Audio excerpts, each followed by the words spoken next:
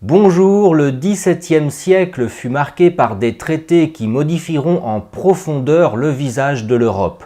Je veux bien entendu parler des traités de Westphalie, publiés le 24 octobre 1648 et ratifiés en février 1649. Depuis la mort de Louis XIII survenue en 1643, le royaume de France est gouverné par Anne d'Autriche et le cardinal Mazarin, car en 1648, le dauphin, le futur Louis XIV, n'a que 5 ans.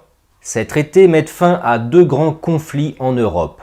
La guerre de 30 ans impliquant les principales puissances européennes dans le conflit entre le Saint-Empire romain germanique et les États allemands protestants, et la guerre de 80 ans opposant les provinces unies des Pays-Bas et la monarchie espagnole.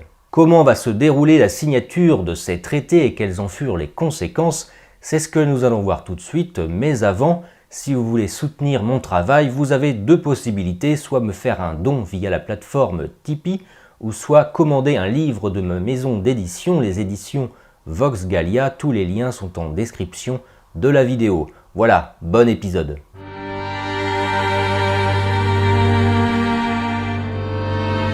Depuis 1618, l'Europe était déchirée et exténuée par la guerre de 30 ans.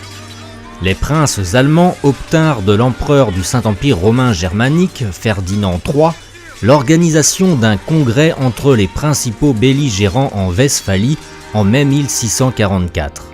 Sont parties prenantes dans ces pourparlers la France, la Suède, le Saint-Empire romain germanique et l'Espagne.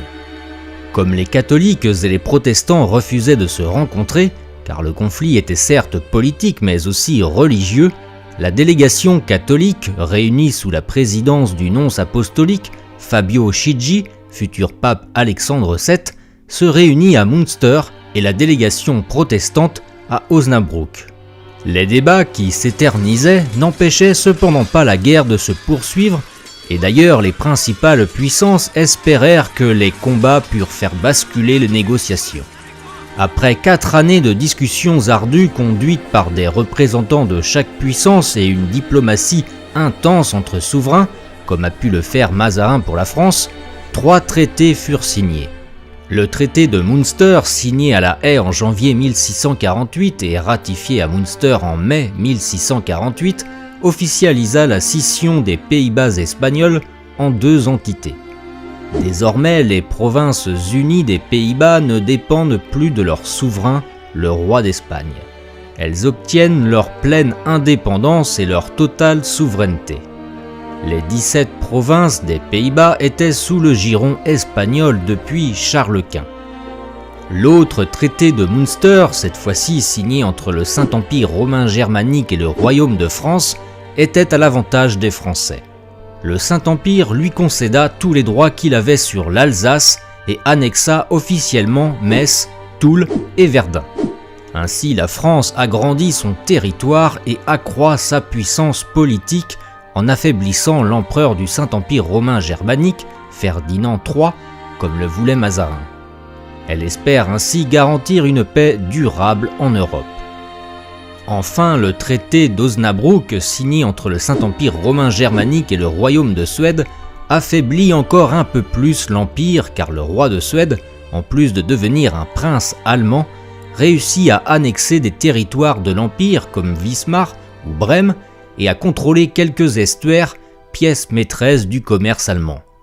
Le Saint-Empire romain germanique, issu depuis 2 siècles de la dynastie des Habsbourg, fut le grand perdant de cette histoire. Les traités de Westphalie posèrent les bases de l'organisation de l'Allemagne jusqu'à la suppression du Saint-Empire en 1806. Désormais, l'Empire se trouva éclaté en 350 États allemands dirigés par des princes au pouvoir renforcé. Nulle initiative, qu'elle soit d'ordre militaire, juridique ou politique, ne pouvait être prise sans l'accord des co-États. Le Saint-Empire fut réduit à une totale impuissance et son empereur à un rôle symbolique. L'Empire sera privé de rôle politique en Europe pendant 150 ans. De plus, le Saint-Empire renonça également à ses prérogatives sur la Confédération suisse qui prit dès lors son indépendance. Du point de vue religieux, les conséquences étaient énormes. Le Saint-Siège perdait de son influence sur la politique européenne. Le pape d'alors, Innocent X, condamna les clauses religieuses des traités de Westphalie qui pouvaient être considérés comme équivalents sur le plan européen de ce qu'avait été l'édit de Nantes sur le plan français. Pour la première fois était prévue dans un traité international la liberté du culte protestant et la reconnaissance de son existence politique. Chaque prince allemand pouvait désormais imposer sa religion à ses sujets. Les relations internationales se laïcisaient progressivement. Une chrétienté occidentale unie autour d'une foi commune, dépendant de l'autorité du souverain pontife, appartenait maintenant au passé. Deux Europes vont alors coexister, une latine et chrétienne et l'autre protestante et capitaliste. Ces traités qui jetaient les bases de l'État-nation comme socle du droit international perdureront jusqu'à la guerre froide. Ainsi s'achève cet épisode, j'espère que vous avez apprécié, que vous avez appris quelque chose. N'oubliez pas de laisser un commentaire, de mettre un petit j'aime sous cette vidéo ou de partager la vidéo. Très important pour le référencement et de la vidéo et de la chaîne Gallia, notre histoire de France. Merci de m'avoir suivi. En attendant, portez-vous bien et vive la France. Salut.